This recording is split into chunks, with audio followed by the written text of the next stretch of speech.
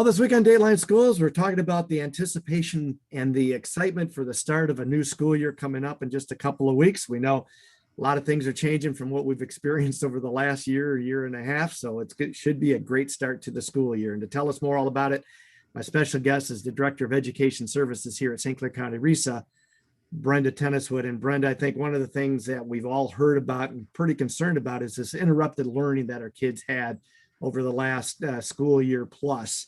And so what are you seeing in this regard, and how serious of an issue is this for our students here locally?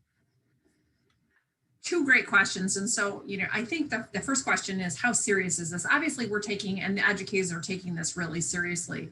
I think what's challenging, though, oftentimes in the media, it's presented as it's all the same everywhere. And I think one of our challenges the teachers are going to face is, as our students are coming in, you may have students that were pretty much face-to-face all last year. You may have students that were virtual. So it's almost, unique to each teacher's classroom to some extent. And so some trends that we have noticed both nationally and countywide is math seems to be the content area that was impacted the greatest by any sort of interrupted learning, whether there were short-term closures, whether we were pivoting to online. And so I think there's definitely a concern about how are we going to address any sort of gaps in learning. And one of the things I think teachers and curriculum directors are all kind of grappling with is, we know there's not enough time, nor would it be appropriate to go back and reteach an entire years of content. Like, you just can't do that. And so it's really doing this examination of what are the most critical content standards, and what do our kids need to know right at the time they need to know it. For instance, if I'm a third grade teacher and I'm teaching a math concept that was built upon something for second grade, I may need to go back and reteach or teach for the first time really succinctly a second grade math concept, and then go into my third grade content. So wherever possible, we are encouraging teachers to do this kind of just-in-time or accelerated model, where they're looking at what is it that my student needs to know to be able to move forward in the most efficient manner.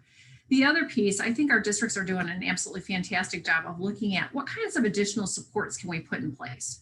So if students have a gap in something that they need help, is it an additional small group instruction? Is it an additional hour of something? And so I think all of our districts are really looking very intently at how can they put a number of supports in place for students at all levels to really help them be successful learners this year. And I would think parents would be a pretty big piece of that too, won't they? Absolutely. I think we've never been able to educate in a vacuum, nor have we ever wanted to, but even now it's even more important that parents are aware of where their students are, how they can help at home.